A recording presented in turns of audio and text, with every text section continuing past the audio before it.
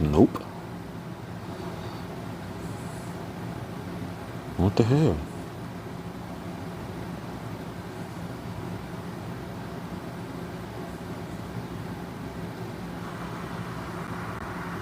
Oh man.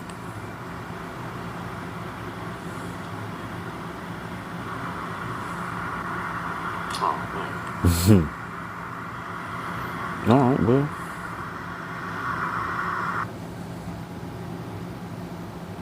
we live, so.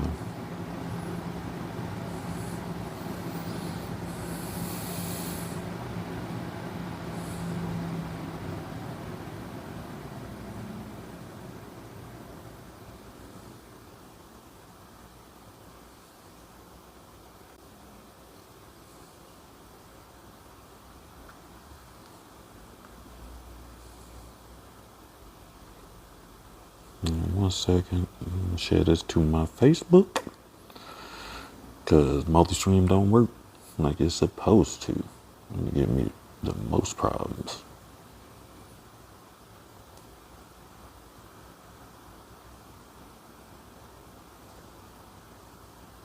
Oh, shit.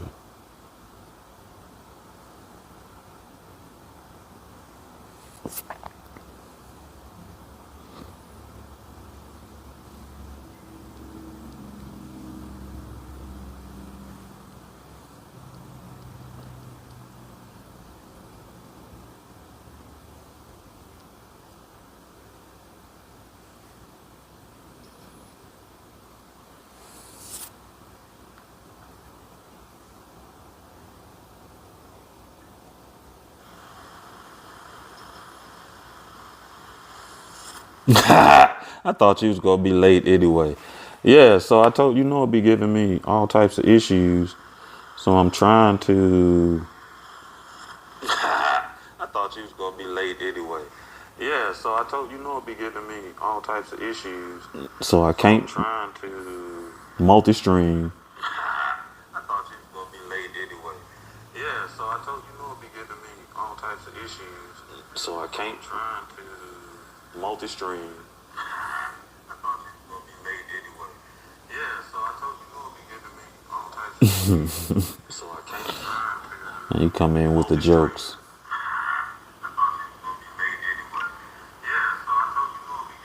Wait a minute. Wrong thing. Hold on. Y'all see, you always got just enough to hate. Come on now, Streamlabs. Stop acting crazy. Jesus Christ.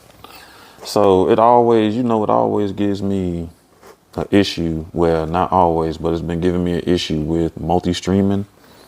And then the wild thing is I set up these events on the YouTubes and it won't show up on Streamlabs until I go in and out about 5 times. And it'd be like, okay, it don't even show up on YouTube until I go in and out about 5 times. And then it's like, okay, well, I guess he is trying to do this show and then they'll let me do it or something like that. But tonight we start a new book. What is it? The Sentence. My cover looks different than the one that was suggested.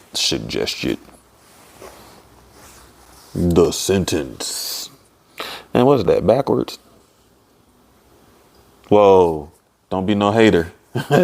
Don't be trying to read my shirt. So, I probably got the biggest Facebook 180. You know what I mean? That Facebook prison program, they recidivism rate should be low with me. But so I used to go all the time. I mean, 30 days, 90 days. You can't talk in groups. And so one of my friends who thinks they're funny decided to send me a shirt that says, let me see.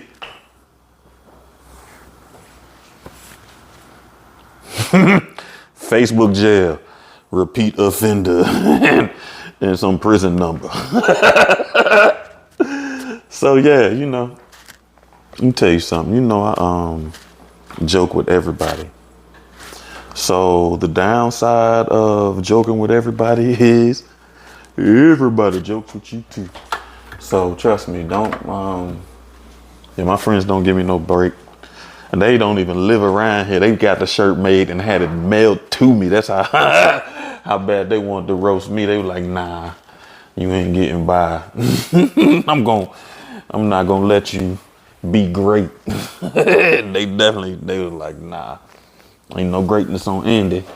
So they sent me that shirt. Crazy. Crazy, ain't it? Crazy. You know. With friends like these, who needs enemies? You feel me? Frenemies. You know, it's been cold around here lately. So it's been frosty freeze.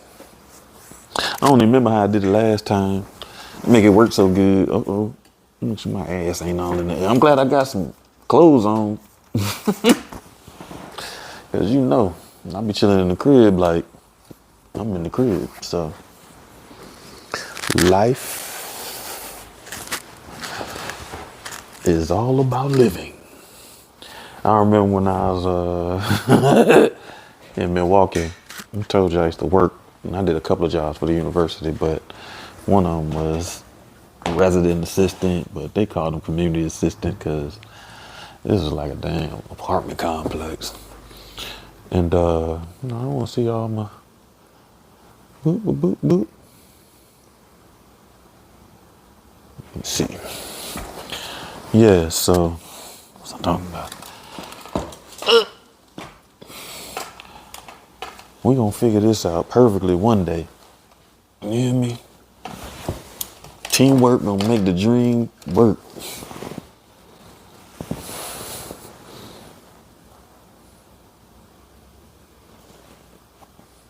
Booty butt cheeks. Yeah, they picked this orange, and the funny thing about it is I got some orange shoes that I thought I'd never be able to use, and little did I know they was gonna send me some mess. And them shoes, my workout shoes now. And I'm trying to get strong in them. All right. Oh no, I need to turn this down. Wait a minute. It's like blinds are back. I knew it was something else.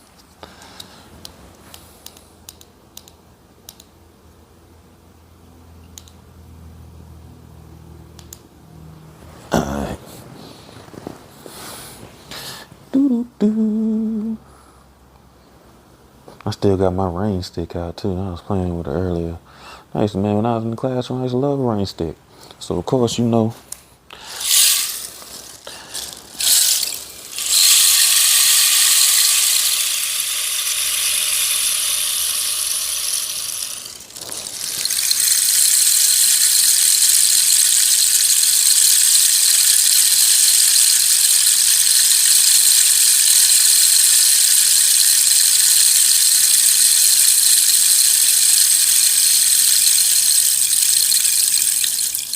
yeah, that thing rained for a little bit, don't it? Oh God. Oh, now I was about to tell you a story about Robin. Never mind. We're gonna get started. Get this party started. Especially since you on time. You like Abba Zaba. Abba Zaba, you're my only friend. Hey, listen. I didn't tell you though. I be spending too much time just talking to you. But I didn't tell you though. I did get a compliment on the last live, not the the Tuesday night. Somebody who clocked in that day when I was on that sounding like a robot.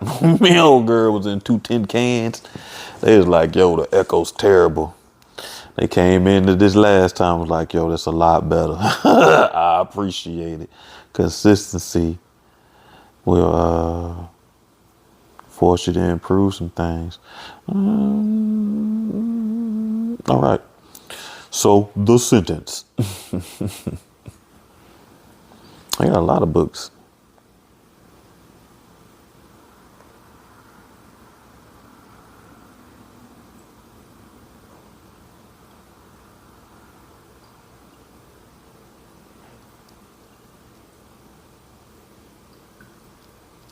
All right, here we go. You might want to check this out. I don't know. We're going to see after we feel how we feel after we read the sentence. Chapter 1.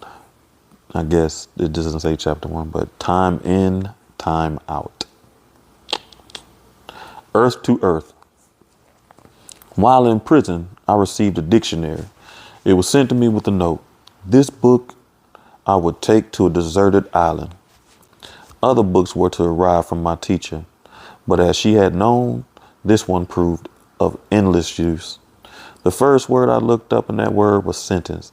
I had received an impossible sentence of 60 years from the lips of a judge who believed in an afterlife. So the word with its yawning C, belligerent little E's, with its hissing sibilants and double N's, this repetitive bummer of a word made of slyly stabbing letters that surrounded an isolate human T. This word was in my thoughts every moment of every day. Without a doubt, had the dictionary not arrived, this light word that lay so heavily upon me would have crushed me, or what was left of me after the strangeness of what I'd done. I was at a perilous age when I committed my crime. Although in my 30s, I still clung to a teenager's physical pursuits and mental habits. It was 2005, but 1999 was how I partied, drinking and drugging like I was 17, although my liver kept trying to tell me it was over an outraged decade older. For many reasons, I didn't know who I was yet. Not that I have a better idea. I will tell you this. I am an ugly woman. Not the kind of ugly that guys write or make movies about, where suddenly I have a blast of blinding instructional beauty. I am not about teachable moments, nor am I beautiful on the inside. I enjoy lying, for instance, and I'm good at selling people useless things for prices they can't afford. Of course, now that I'm rehabilitated, I only sell words, collections of words between cardboard covers, books containing everything worth knowing, except what ultimately matters. The day I committed my crime, I was sprawled at the skinny white feet of my crush Danae, trying to deal with an interior swarm of ants. The phone rang and Danae fumbled the receiver to her ear. She listened, jumped up, and shrieked, clasped the phone with both hands, and screwed her face shut. Then her eyes watered, bugged open. He died in Mama's arms. God, oh God, she doesn't know what to do with his body. Danae flung the phone halfway and vaulted back onto the couch, howling and thrashing her spidery arms and legs. I crawled under the coffee table. Tukey, where are you? I dragged myself up, excuse me, onto her cabinet mousse pillows and tried to soothe my deranged dear, rocking her, clutching her frowsing yellow head against my shoulder. Though she was older than me, Danae was spindly as a downy pre-woman. When she curled against me, I felt my heart surge and I became her shield against the world. Or maybe bulwark gives a more accurate picture. It's all right.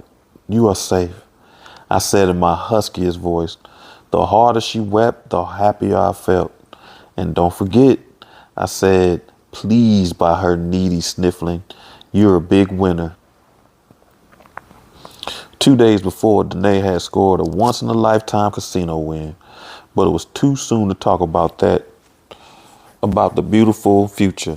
Danae was clutching her throat, trying to tear out her windpipe, banging her head against the coffee table. Filled with an uncanny strength, she smashed the lamp and tried to gouge herself with a shard of plastic. even though she had everything to live for. Fuck the wind, I want him, Budgie. Oh, Budgie, my soul. She ran me off the couch. He should be with me, not her. Me, not her. I had heard this rave for the past month. Danae and Budgie had planned to run off together. The complete overthrow of reality.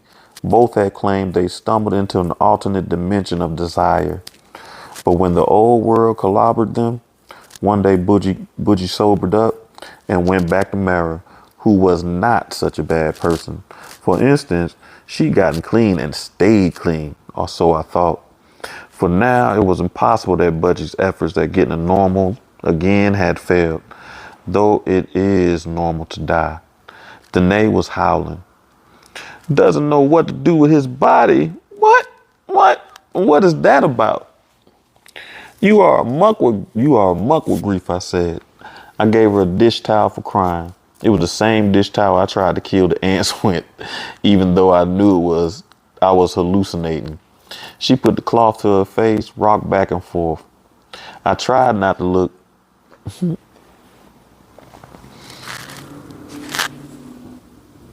Okay, that's something. Excuse me. I tried not to look at the crushed ants trickling between her hands, but they were still twitching their tiny legs.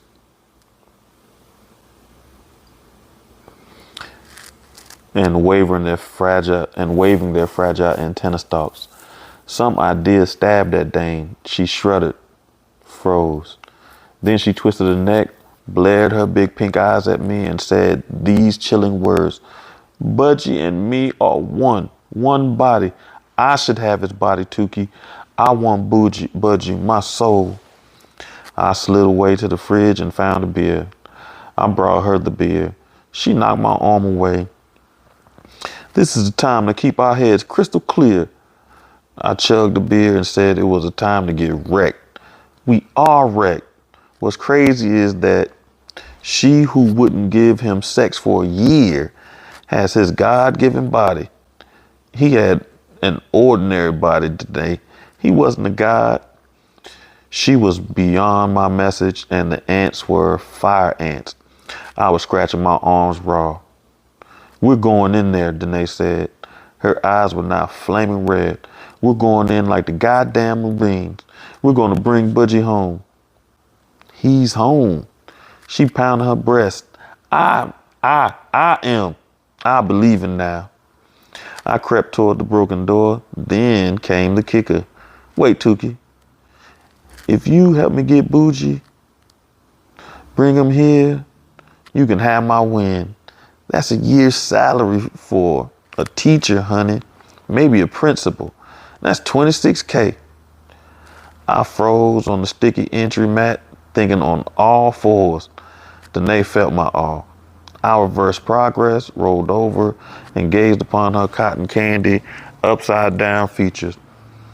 I'll give it to you freely. Just help me, Tukey. I had seen so much in her face. Seen the sparkle glow, the tinfoil Ferris wheels, and more. I had seen the four winds travel, the green wide roving web. Seen the leaves press up into false fabric, closing out my vision. I had never seen Danae offer me money, any amount of money. And this amount could set me up. It was disturbing, touching, and the most consequential thing that had ever happened between us. Oh, babe, I put my arms around her, and she panted like a soft puppy. Opened her pouty, wet mouth. You're my best friend. You can do this for me. You can get Budgie. She doesn't know you. Mara's never seen you. Besides, you have the cold truck. Not anymore. I was fired from North Shore Foods, I said. No, she cried. How come? Sometimes I water fruit. Oh my God. I put melons in my bra and that sort of thing when I delivered groceries. Kooks in the trough. Well, was that so terrible? My thoughts spun out. Always when I held down a job, I had copies of the keys. When the inevitable fired, I gave the old keys back and kept my key copies in a cigar box clearly labeled for their use. Souvenirs of my employment. It was just a habit. No thought of mischief. Look, Danae, I think you're supposed to have an ambulance or a hearse or something. She stroked my arm up and down in a pleading rhythm. But Tukey, listen. Clearly. I focused elsewhere. The stroke was so nice. Finally, she coaxed my gaze to her and spoke as though I was an unreasonable child. So, Tukey, honey, Mara and Bougie relapsed together and he died. If you wear a nice dress, she'll let you put him in the back of the truck. Danae, the trucks are painted with plums and bacon or steak and lettuce. Don't let her see the truck. You'll hoist them up and load them in. He'll be... Danae could not go on for a moment. She gagged like a toddler. Safe in the refrigerated condition, and then the money. Yes, my brain revved up with money sign adrenaline, and my thoughts came on furiously. I could feel neurons sparking. Danae's voice went sweet and weedily. You're big, you can lift them. Boogie's on the life side. Boogie was as measly as a rat, I said, but she didn't care what I said. She was beaming through her tears because she could tell I was ready to do her bidding. At that point, the job I currently held took over. Renderer of contracts. That's what I was at that time. A part-time paralegal who read over contracts and defined the terms. I told Danae that I wanted a deal in writing, and we'd both sign it. She went straight to the table, wrote up something. Then she did a better thing, wrote the check out with zero after zero and waved it in my face. Put on your dress, fix up, go get Bougie, and this check is yours. She drove me to North Shore. I walked up to the warehouse. 15 minutes later, I was pulling out the delivery truck. I was wearing heels and a painfully tight black cocktail dress and a green jacket.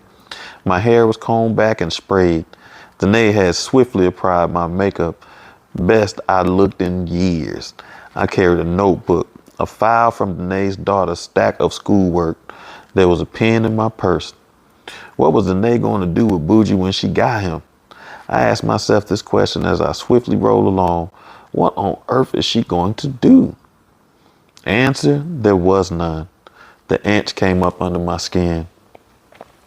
Oh, I need some water. Forgive me.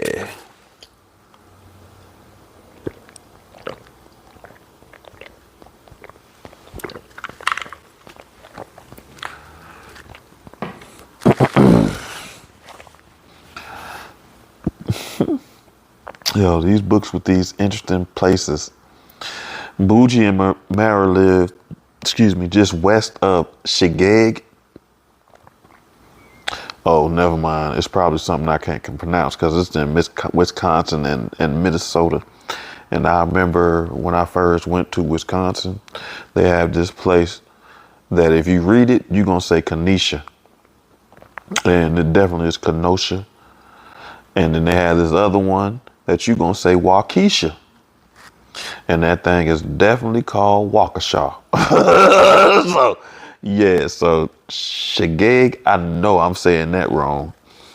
The casino town over the border between Wisconsin and Minnesota, they inhabited a slumping gray cottage. I parked in the street where the truck wasn't so conspicuous. A collapsed pit mixed in a chain link enclosure just behind the house lifted its head. It didn't bark, which chilled me. I had run-ins with the silent surprises. However, this one slumped back.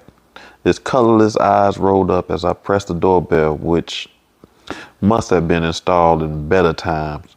From inside, there came a civilized doodly-doo. Mara fumbled at the door and threw it wide open. I met her puffy red eyes with extractive sympathy. I'm sorry for your loss.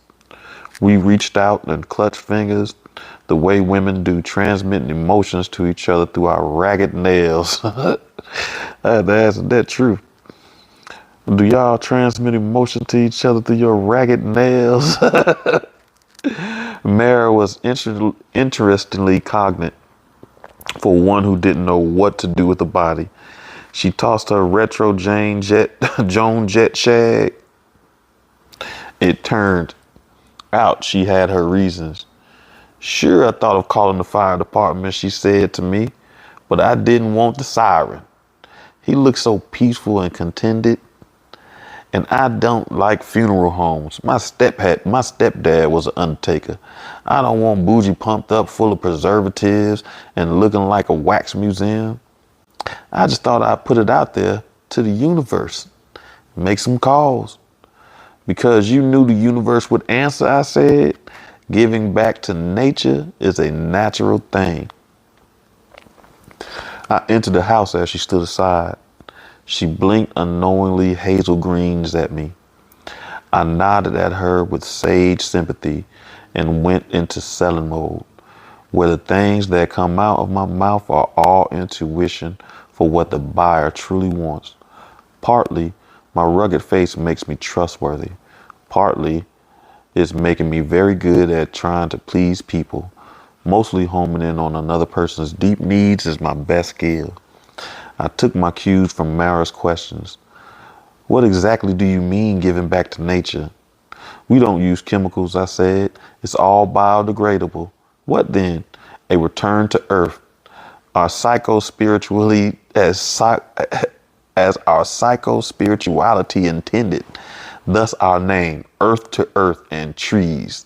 We surround the loved one with trees, so that grove springs up. Our motto, graves to groves. Listen, all of this is a lie. She's making it up on the spot. That's crazy. Graves to groves. You can go there and meditate. Where's this place? In the fullness of time, I will take you there. For the present, I need to assist Bougie in the beginning of his journey. Can you show me where he reposes? I cringed at the word repose. Over the top smarm. But Mara was already showing me the way. Oh my God.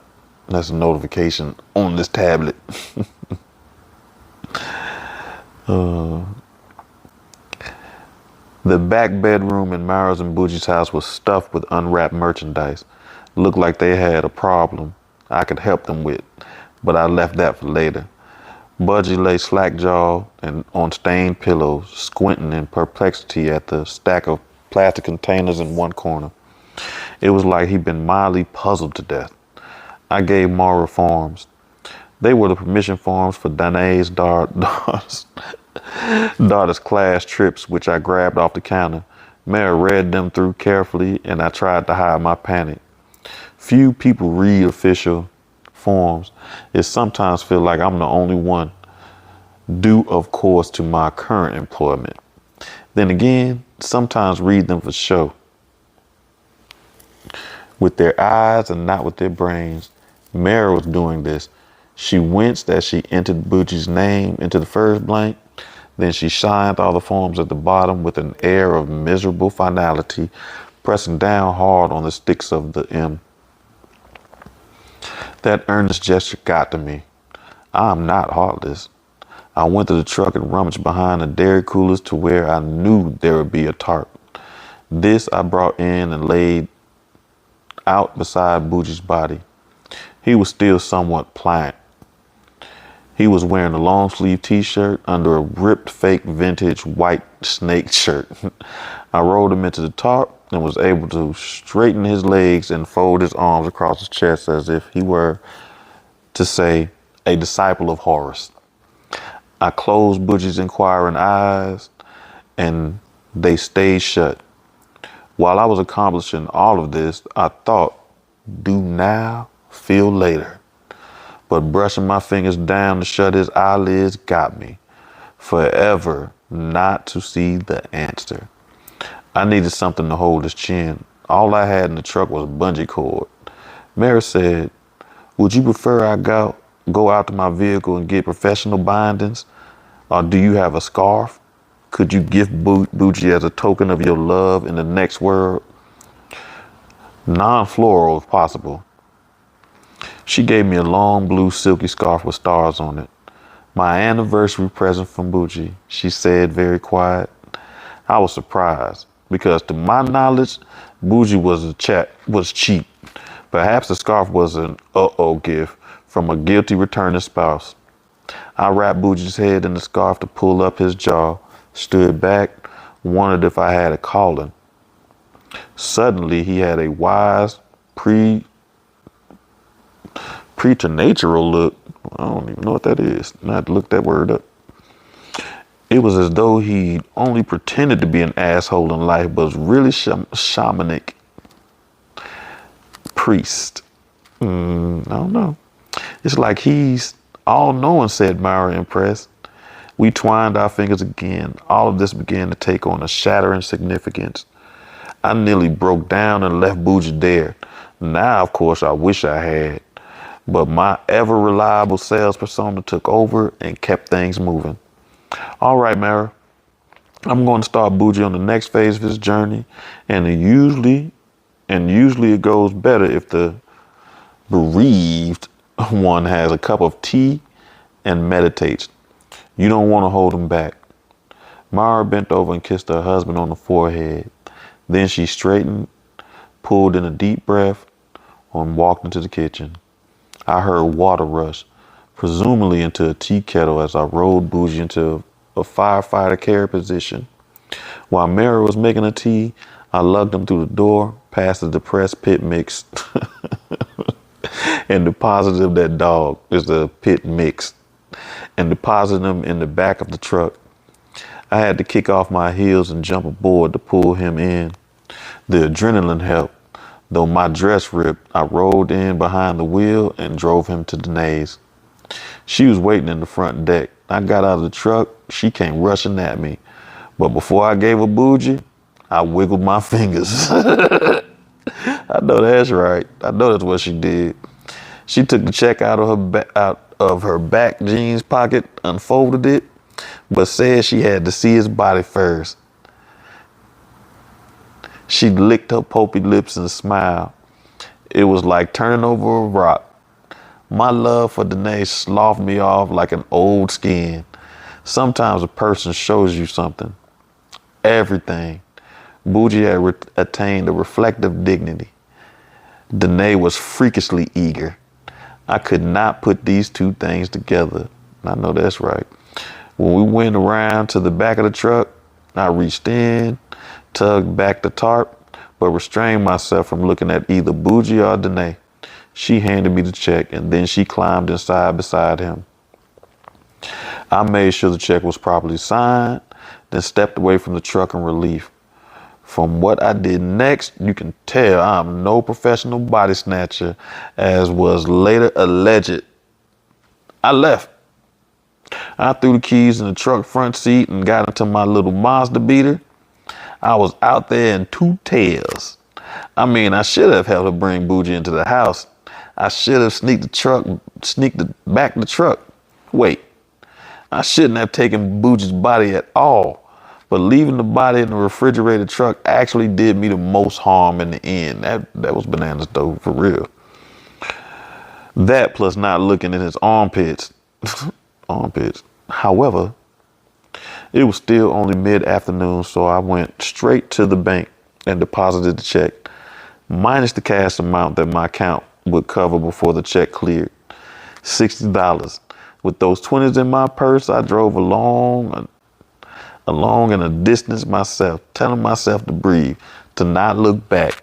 I went to the steakhouse bar I used to frequent when I was flushed. It was a few miles down the highway in the woods.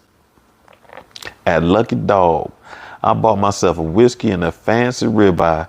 It came with a green salad and a twice-baked potato. Delectable. My senses opened up. The meal and the money cured me. The whiskey killed the ants. I was a new person, one whose fate would not be to the end of this life, squinting at a stack of Tubbies. Okay. One whose destiny had been forged during unusual circumstances. I mulled over my creative burst. The businesses I thought up on the fly, earth to earth, could go places. People were looking for alternatives, Plus, death was recession proof and could not easily be outsourced to another country. I knew there would be laws and hurdles and regulations, but with the grub stakes of Danae's, I could get a life. As I laid out my promising future, he slid into the booth across from me, my nemesis, my alternate crust, Pollux. I said, my Potawatomi. I do know how to say Potawatomi because I know that casino. My Potawatomi conscience. Where's your cute tribal police outfit? Pollux had once been a keen-eyed boxer. His nose was mashed, his left eyebrow dented. He had a false tooth. His knuckles were uneven knobs. I'm off duty, he said, but I'm here for a reason. My heart lurched. I feared that Pollux was here to provide a special service. Tukey, he said, you know the line. We got to stop meeting like this. I knew it was you when I saw the truck. Innovative. I think I am that. The tribe didn't send you to college for nothing. Yes, they did, I said. Tell you what, I'll buy you another whiskey before we go through the hoopla. I was going to start a beautiful business, Pollux. You still can. In 20 years, Max, you did a good job, really. Eyes were on your friends. If only they hadn't gotten all hysterical and started bragging you up. The other corner of my heart. You're kidding about the 20. Woo, I'm scared. Did you talk to Mara? She praised your service and compassion. Yes, even after we told her Danae was behind it. Oh, really? I was pleased under the circumstances, but he hadn't admitted he was fake intimidating me. Pollux, give your old pal Tukey a break. And hey, what? 20? I'm hearing things, he said. You could be, with your past record, you never know. It could go double. Now I was trying not to hyperventilate. Yet there was something missing. A crime. Pollux gave me the eye, the dark, sad eye from under his scarred brow. He was staring into the nervous slush of my heart, but I saw now he was struggling. What is it? Why the 20 fucking years? It isn't my place to figure out if you know or don't know what Bougie was carrying. Carrying? What he usually carries? Tragic bullshit? You haven't answered my question. You know the routine, but it would help if you would not deposit that check. I'm not stupid. Of course I deposited it. He said nothing. We sat some more. His damaged brow lowered. He sipped at the whiskey and wondered sadly into my eyes. While in some lights, I am striking in the hell girl way. Pollux might be considered definitively ugly under any light, but as a man, a fighter, it doesn't lose him many points. Rugged, he is called. He looked away. I knew he was too good to last, him staring at me. Now tell me, I said, 20? You finally went big time, Tukey. It was a substantial check. I was thinking charity, after business dispensing, not the check, although that we'll enter into. But Tukey, stealing the corpse and what he carried, that's more than grand larceny. Plus the truck, I nearly choked. I did choke. Tears even welled up. I had not considered what I was doing to be a crime. Grand larceny has a swell ring, unless you look in that time. Pollux, I wasn't stealing. I was relocating the body, doing a friend a favor. Okay? And so I borrowed the truck. What was I supposed to do when she screamed out, Bougie, my soul? Yeah, Tukey, but you deposited the check. Also, the truck was refrigerated. Like maybe you did it to harvest body parts. What? I couldn't speak. Pollux bought me a drink. You're one of a kind, and I finally said, plus a Potawatomi tribal kin. And Keith, said Pollux, we'll surely go back an eon. We evolved together on Turtle's back. Oh, Tukey, my endless what? He didn't answer. I asked again. We'll get it reduced, he said. I'll weigh in on your behalf. Maybe some kind of deal. I don't think body stealing should be that big of a crime. And you didn't know. Right on. Why is it a crime? It's just bougie. I know. And the body parts thing. It's stupid. He wasn't near fresh enough to sell. Pollux gave me a serious look and told me not to say that in court. I know that's right. Tribal won't be involved, he went on. This goes federal. People in that system don't know your sense of humor, your charm. You'll just be big, mean looking Indian like me. Though also, he was going to amend, I butted in. Only you became a tribal cop. Wise choice. You could be anything, said Pollux. You make my brain boil. You make my heart. He delicately touched his chest. Flip over. Twist in a knot. It's like you never learned that our choices get us where we are. Truer words have never been spoken, but I could not respond. My thoughts were barging around in my skull. We stared into each other's eyes. I rolled up sleeves of my green jacket and slid my arms across the table. That's when he pulled out the cuffs and arrested me, right there. I'm not much of a KO ass. Okay. I'm sorry. We're going to take another drink. This book got it got a lot more words than that other book. That other book was written like a young adult book. Big print and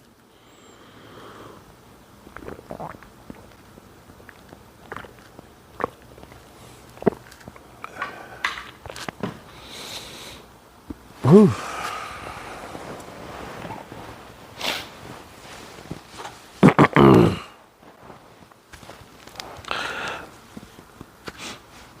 I'm not much of a TV watcher, so I waited for the trial in jail. I used my call to ask Nate to drop off my books. Her number was disconnected. Later, I called Mara, the same. To my surprise, it was my 7th grade teacher in the reservation school who came to my rescue. I'd always thought Jackie Kettle had been nice to me because it was her first year of teaching and she was very young. But it turned out she kept track of her students. She found out I'd been jailed, went to a rummage sale and bought a dollar box of tomes. Mainly, they were inspirational, which is to say, comical. But there were 2 or 3 seemingly tossed in from forced freshman college reading, yesteryear reading. They let me have an old Northern anthology of English literature. It got me through. I didn't have many visitors. Pollux came once, but I think he may have started to cry. So that was it. Danae had got me hauled in her story, which made what I did into a special thing and all. She wasn't thinking. I forgave her, but I didn't want to see her. Anyway, the anthology blurred the time, and soon enough, I had to see L. Ron Hubbard. Indeed, our tribe had a defense attorney who was a Scientologist. That's funny. Is this the real L. Ron Hubbard? Or I don't know. Okay, there you go. I guess they answered my question, but I just shut up and just kept reading. We just called him that. His real name was Ted Johnson. Okay, because he's a scientist. Man. Sound like something I would do. You a Scientologist, I'm gonna call you L. Ron Hubbard. Ted and I were meeting in the same dreary little room we always had before. Ted Johnson was the most nondescript person ever. Sad sack and baggy men's warehouse suits, floppies, 1980 ties, and half-bald pate sprouting out his just at the ear hairline. Just at the ear line, a curly swatch he kept tucking back. So he had a bald top. He had the round, bland face with perfect opaque green eyes and pinhole pupils cold as drill bits.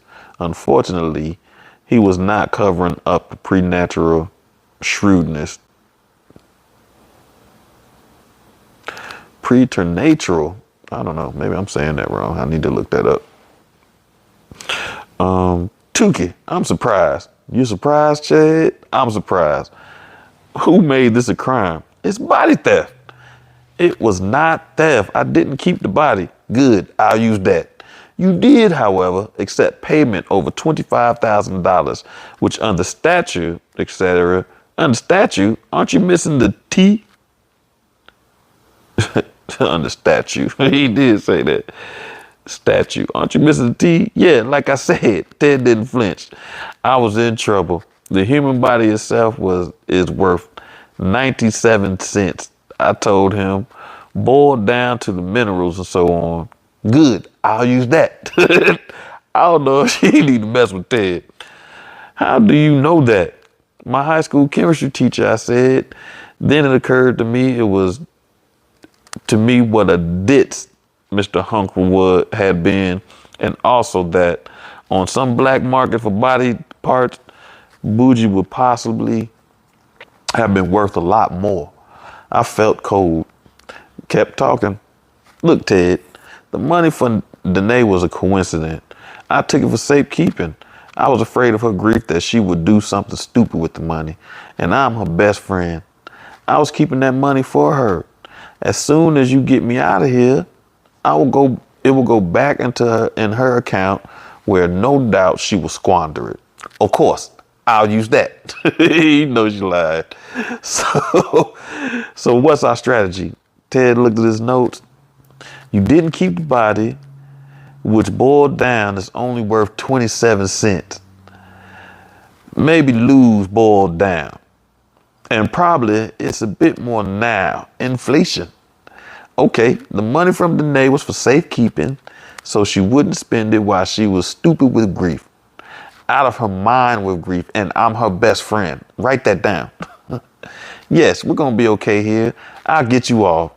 He looked like he needed a nap. Before he nodded off, he whispered something odd. You know it was taped to the body, right? I suppose a tag of some kind like DOA? No, beneath the shirt, his white snake shirt. Classic old cassette taped. Ted's face creased in an effort to study my meaning. He looked side to side in paranoid fashion. Then he shook his head. It's too risky for me to say. You'll get a visit from the DA or somebody like that. I don't know. Maybe just let the locals. There's more to this than you know. Or maybe you do know. I'm not part of this. Part of what? He got up hastily, stuffed his papers back into his plastic briefcase. Part of what? I stood up yelling after him. Get back here, Ted. Part of what? I know that's right. That means you going down. Whatever this is. Ted came back a few days later, even sleepier. He kept rubbing his eyes and yawning in my face. So, he said, Danae and Mara finally broke down. They were stricken with grief, each in a different way, I said. Not broken down like that. No, I mean, they started talking. That's good. They should talk through their loss. Good thing they have each other now. I'm beginning to think you really didn't know. Know that he OD'd? I knew that. It's more than that. You were questioned. Yeah, but I had no part in it. Tukey, he said too gently, you moved a human body with armpits full of crack cocaine from Wisconsin to Minnesota. That's across state lines. Well, look, indigenous people don't recognize state lines. And why would I check his armpits? Danae and Mara already talked and they made a deal. Thing is, they swear the drug transport via armpit was your idea and the money you accepted was your cut against future profits. Tukey, I'm sorry. Like I'd cash a check for advanced drug profits? How stupid do I look? It unnerved me that Ted didn't answer. Ted said, you look real stupid. Oh, for God's sakes, Ted. Nobody's listening to me. I had no idea. Everybody's listening. It's just that you're saying what everybody says. I had no idea. It's kind of used as a defense. There was a period of time like the blank pages in a diary. I can't say what happened. Then I was hauled over for further questioning. From this interview came the evidence that put me away. My downfall was duct tape. This time it was a steely-eyed man wearing bronzer and a ripped woman with a lipless grin. Your friends say that you the mastermind of this idea. What idea? Transporting crack taped onto a dead body, dishonoring this poor fellow. You dropped him at your little blonde friend's house, and they paid you for delivery. Give you a cut of sales later. She removed the contraband and called the funeral home to pick up Budgie. Crack? There wasn't any. I hauled Budgie's body for Nite. She was in love with Budgie. Theirs was blessed love, ordained by the gods. She wanted him with her. Why the hell? I don't know. There was crack cocaine and duct tape. Duct tape? Smart ass me asked if it was gray duct tape. My interrogators had the swaggery, exhausted cynicism of high school football coaches. They looked at each other poker faced, and one gave the other a significant eyebrow twitch. What? I said. You asked about duct tape. I told them I didn't know how to react from the information they'd given me. Therefore, I'd asked an irrelevant question. They told me the question about the duct tape was not irrelevant. I said irrelevant. Oh, excuse me. They said it was not irreverent. Excuse me. My eyes just kept reading. I said irrelevant. Have it your way. Can you guess why? Maybe the duct tape wasn't gray. What color is it? No idea. Are you sure? Why else would I ask? It's a very strange thing to ask. It is. I don't think so. I think it's a normal thing to wonder. They make duct tape in different colors now. Again, this significant eyebrow twitch. Different colors? Said one, and then the question that terrified me. If you were to pick a color, what color would that tape be? I don't know. Suddenly my mouth was very dry. I said, do you think I can have a drink of water? Of course, of course. As soon as you answered the question. I was in that room for a very long time, and they didn't bring me any water. I was hallucinating when they came back. My tongue was so thick I couldn't fully close my mouth. There was a foul brown crust over my lips. The woman had a Dixie cup. She poured out the water in front of me, and I lunged. Did you remember the color of the tape? I had time to scheme. What if I picked the color and I got it right? I'd pick all the colors. Yes, that way it couldn't possibly get it right. It was all the colors, I said. They nodded, gave me a sharp look of approval, and together said, bingo. Who even knew they made rainbow duct tape?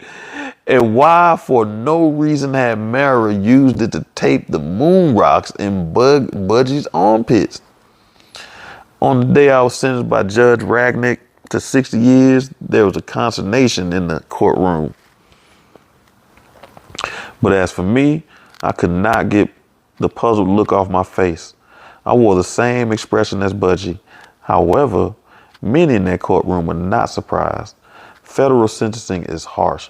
Crack cocaine inflated everything to a crazy degree. And finally, the judge had leeway. Stealing Budgie was an aggravating circumstance, and this judge was fervently appalled by what I had done. He spoke of the sanctity and the holiness of the dead, how helpless they are, and in the hands of the living, how this could set a precedent. The ridiculous contract had come to light. Damn, my smart ass. I quote statistics. I was on the wrong side of the statistics.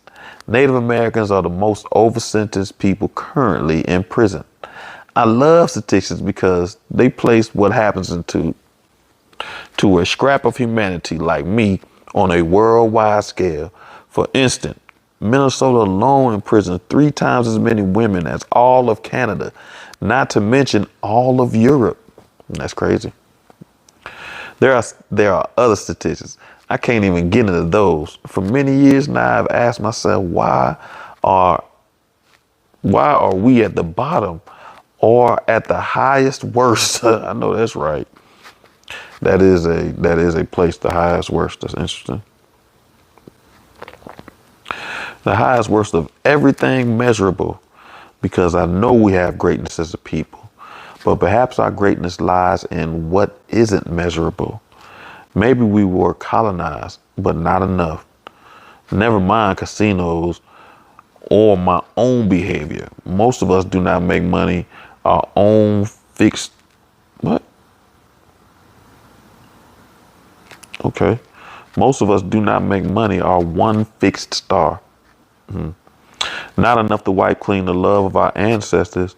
We're still not colonized enough to put us in a dominant language mindset. Even though most of us don't speak our native language, many of us act out of handed down sense of that language, that generosity.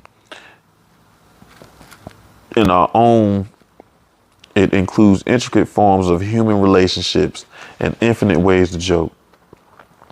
So maybe we were on the wrong side of the English language. I think that's possible.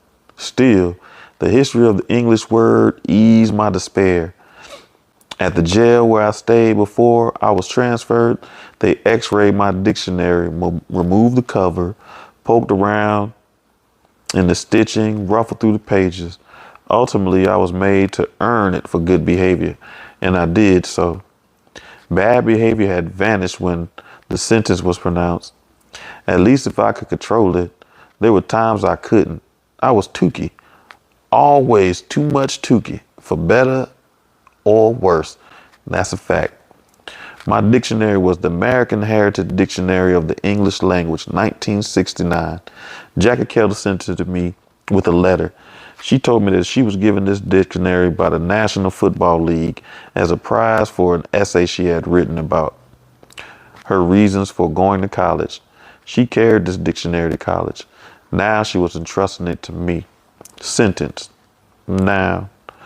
A grammatical unit comprising a word or group of words that's separated from any other grammatical construction and usually consists of at least one subject with its predicate and contains a finite verb or verb phrase. For example, the door is open and go. The door is open and go are sentences. On the first reading of this definition, I marveled at italicized examples. These were not just sentences. I thought, the door is open. Go. They were the most beautiful sentences ever written. How many pages is this? Hold on. Doop, doop. Give me a second. Okay, it does end. Where we at?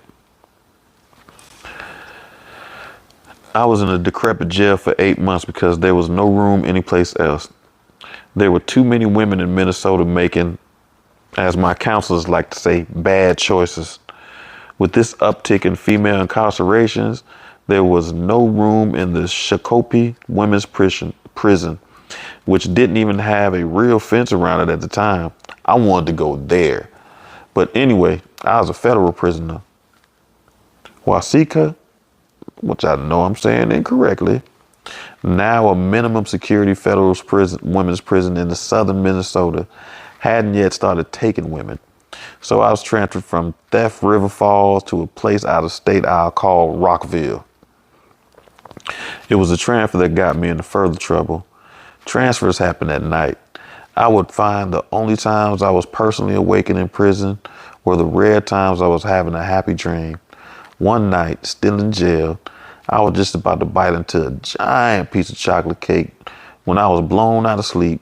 I was told to put on a paper shirt and pants, then shuffled off to a van bus wearing paper slippers. Each prisoner was shackled in a cubicle. I guess that's different. I guess they fed prisoners too. When I saw that I was supposed to enter this tiny cage, I collapsed. I was deadly claustrophobic at the time. I had learned about St. Lucy, who God made so heavy she could not be lifted. I tried to make myself that heavy and tried as well to tell the transport goons that I suffered from claustrophobia. I begged like a maniac, so they treated me like a maniac. 2 men, sweat-stained, pummeled, pushed, and dragged me into the cage. Then Bougie came in with me, the door shut, and I began to scream. I heard them talking about getting a shot of knockout juice. I started begging for that, but there wasn't a nurse to administer a shot in the middle of the night. We took off, me screaming, Bougie gloating. The star scarf still tying up his jaw and knotted floppily atop his head. The other women were swearing at me, and the security guys bellowing at us all. As we rolled along, things got worse. Once the adrenaline of a panic attack hits your system, there's no stopping it. I've been told that the intensity of a panic attack means it can't go on forever, but I tell you, it can go on for hours. As it did when Bougie started hissing through his rotten teeth. During those hours, I have no memory of what I did, but apparently I decided to kill myself by tearing up what I could snatch of my paper clothes, wadding up bits of my pantalets and sleeve pantalets, whatever. I guess they paper and sleeves, stuffing my nose and mouth. When I went silent, I'm told everyone was relieved that nobody wanted to check on me. So I could have died of blank paper if one cop hadn't had a conscience. If there had been words on that paper, would my death have been a poem? No. I have a lot of time to ponder that question. Once landed, I was confined to segregation unit, or SEG, for a year. Because of my attempt at death by paper, I was allowed no books. Makes sense. However, I discovered that unknown to myself, I had a library in my head. Every book that I read from grade school to college was in there, plus those I've been obsessed with later on. My brain folds held long scenes and passages, everything from Redwall books to Huck Finn's to Lilith's Brood. So passed a year in which somehow did not go mad. Then a couple more before I was transferred. This time on the way to Wesika? I told you. Wasika? That's what we're going to call it. I was shackled but not confined to a cubicle. Anyway, my time in SEG had cured me of claustrophobia. I did 7 years of Wasika. And then one day, I was called in the warden's office. By then, my tune had drastically changed. I was keeping my head down, taking college courses, doing my job. So what the fuck had I done? I stepped in the office expecting to hear some disaster, only to hear sentences that stopped my heart. Your time here is over. Your sentence was commuted. Then quiet like a thunderclap, commuted to time served. I had to sit on the floor. I'd be out once the paperwork went through. I didn't ask questions in case it turned out they had the wrong person. But I later learned that I had totally underestimated Ted Johnston. What? He had not given up. Yes, he had me apply every year for a pardon. I knew that, but I didn't think it would go anywhere. He filed appeal after appeal. He brought my case to her. Oh, that's good. And she ain't even trust him at first. She thought he was going to be slack. He brought my case to a group at the University of Minnesota. I got attention because of Bougie and the judge's extreme beliefs. Ted Johnston had also acquired confessions from Danae and Mara, who now that they served their short exclamative sentences, example, you assholes. She's stupid. Saw no use in blaming me and admitted they set me up. He pressed my story everywhere possible. I wrote to Ted Johnston thanking him for giving me a chance at free life. My letter did not reach him because he was in a world with no address. He had died of a massive heart attack. Oh, man. The night I found out I was going to walk free, I couldn't sleep. Although I had dreamed of this moment, the reality filled me with a combination of terror and euphoria. I thanked my tiny God. Once when I was in isolation, sitting on my bed in a fugue state, a tiny spirit had visited me. In Ojibwe, the word for insect is Manidoon's tiny spirit. One day an iridescent green fly landed on my wrist. I didn't move, just watched it as it stroked his jewel-like carapace with eyelash arms. Later I looked it up. It was only a green bottlefly, Lucilia sericata. But at the time, it was an emissary of all I thought would never be mine. Again, common, uncommon, beauty, ecstasy, surprise. The next morning, it was gone. Back to the garbage or carcass. Yeah, I knew I wasn't tripping. Back to the garbage or carcass, I thought, but nope. It was smeared on the palm of my hand. I slapped it to death in my sleep. I was fucked. Of course, I'd lost all sense of irony because I lived in a crude cliche. But in the despair of routine and aberration is a radiant signal. For weeks afterwards, I fervently believed that this little spirit had been a sign I would walk free someday. And here, I killed it. Yet the gods had mercy. I left in a pair of sunflower print overalls, a white t-shirt, and men's work boots. I still had the dictionary. A transition house took me in until eventually I found a place to live in the shadow of I-35. Between 2005 and 2015, phones had evolved. The first thing I noticed was every other person stared into a lighted rectangle. I wanted one too. To get one, I needed a job.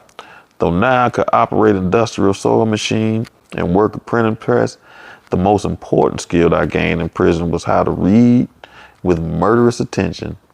The prison libraries had been deep in crafting books. At first, I read everything, even knitting instructions. There were occasional windfalls of donated volumes. I read every single great books of the world. Every Philippa Gregory, Louis Amour, Jackie Kettle sent a book faithfully every month. But I dreamed of choosing a book from the library or bookshop. I took my so-called resume, filled with lies, around to every bookstore in Minneapolis. Only one store answered, because Jackie now worked there as a buyer and a manager. The bookstore was a modest little place across from a brick school building in a pleasant neighborhood. The sheltered blue door opened into a sweet grass smelling, scuffed up 800 square foot space stuffed with books, with sections labeled indigenous fiction, history, poetry, language, memoirs, and so on. I realized we are more brilliant than I knew. The owner was sitting in a narrow back office with high windows that led through scarves of mellow light. Louise was wearing vintage oval glasses and had piled her hair into a beaded clip. I knew her from early author photos. Age had broadened her face and nose, plumped her up her cheeks, grayed her hair, and given a general air of tolerance. She told me the store was losing money. I might be able to help, she said. I said, how? By selling books?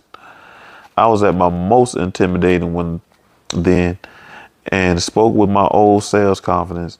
After I ditched the sunflower overalls, I cultivated a brutal, gorgeous look. Thick black eyeliner, crude slash of lipstick, weightlifting arms, thick thighs. My go-to outfit was black jeans, high top black stompers, black football jersey, nose ring, eyebrow cuff, tight black bandana headband to keep my hair in place. Who would dare not to buy a book from me? Louise looked at me in awe and nodded. She had my resume in hand, but she didn't ask me a single question about it. What are you reading now? Almanac of the Dead, a masterwork. So it is. What else?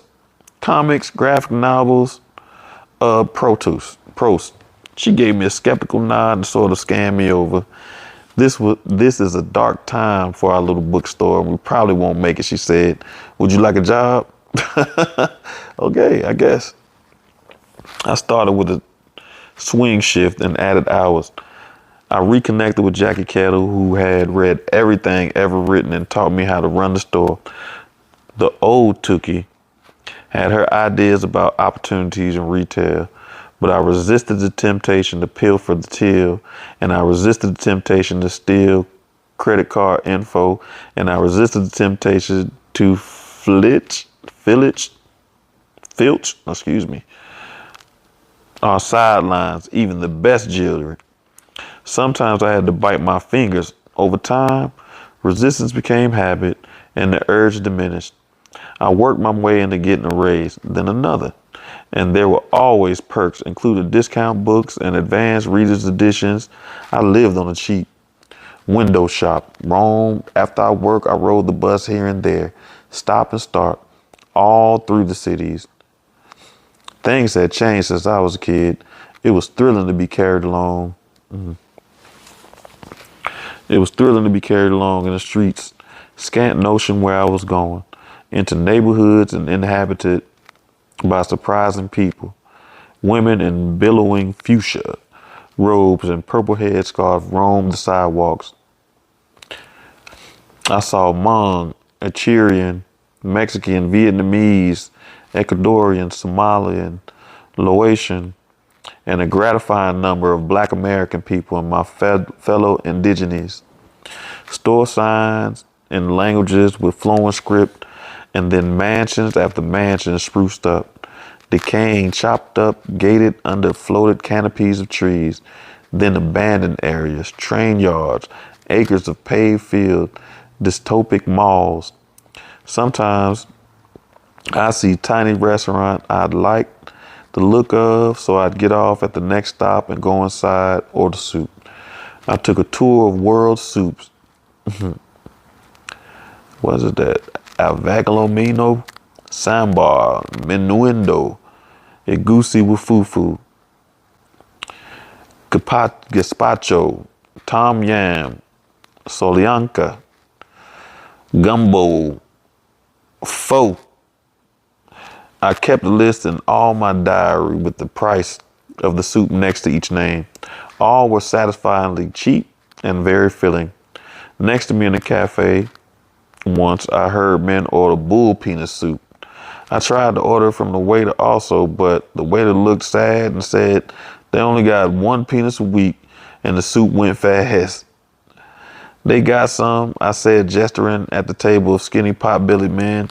They needed it. He said, Sadoval. It's good for hangovers, and you know, he cranked his arm and elbow. Oh, that. Their wives send them. Oh. Oh. So it's an aphrodisiac. But I don't know if I want, bull penis soup, because I'm sure it probably is bull penis. He winked. Instead of winking back, I gave him the kill stare. I wanted him to buckle at the knees. He didn't. But the free soup was excellent. One day I got out by the Hard Times Cafe and backtracked to an outdoor supply store on Cedar Avenue in Riverside in Minneapolis. Midwest Mountaineering had a chain link back enclosure filled with kayaks and canoes. They were bright blue, so blue it glowed, happy red, sail tag yellow. As I was walking toward the back of the entrance to look for an on sale parka in August, I felt eyes on me. Turned around, those broad shoulders, that square head. He stood against a crayon pack of separate pale boats. His legs were skinnier and he was wearing a pair of glowing white runners. He was a black cutout with the sun behind him. His shadow was crooked and hurt. It gotta be that dude. He entered a patch of sun and lighted up. Flat ass, goofily smiling, homely. Pollux hugged me like a big kid, stepped back, narrowed his eyes, and stared at me with a strange force. You're free? Let's say I'm on the outside. On the run? No. Then say it. Say what? How's my Potawatomi conscience? No, not that. Then say what? Say you'll marry me. You'll marry me. Yes. The door is open. Go. That's wild. That's funny. Now I live as a person with a regular life, a job with regular hours, after which I come home to a regular husband, even a regular little house, but with a big, irregular, beautiful, blousy yard. I live the way a person does who has ceased to dread each day's ration of time. I live what can be called a normal life only if you've always expected to live such a way. If you think you have the right work, love, food, a bedroom sheltered by a pine tree, sex and wine, knowing what I know of my tribe's history, remembering what I can bear to remember of my own, I can only call the life that I live now a heaven. Ever since I understood that this life would be to be mine, I have wanted only for it to continue in its precious routine, and so it has. However, order tends towards disorder. Chaos stalks our feeble efforts. One has ever to be on guard. I worked hard, kept things tidy, curtailed my inner noise, stayed steady, and still trouble found where I lived and tracked me down.